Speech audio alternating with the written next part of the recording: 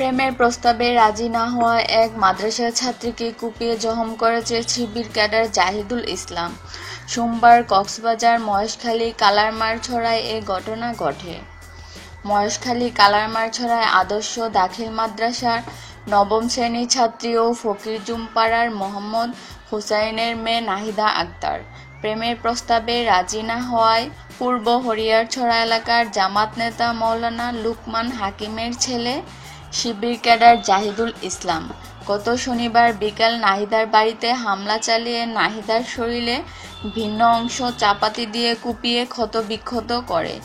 গুরুতর আহত নাহিদাকে প্রথম মহেশখালী স্বাস্থ্য কমপ্লেক্সে এবং পরে অবস্থা অবনতি হলে কক্সবাজার সদর হাসপাতালে প্রেরণ করা হয়। এ ঘটনা নাহিদার বাবা শিবির ক্যাডার জাহিদুল ইসলামকে প্রধান আসামি করে 7 জনের বিরুদ্ধে মহেশখালী থানায় মামলা দায়ের করেন।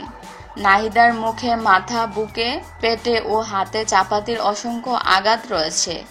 নাহিদা বর্তমানে কক্সবাজার সদর হাসপাতালে চিকিৎসাধীন রয়েছে।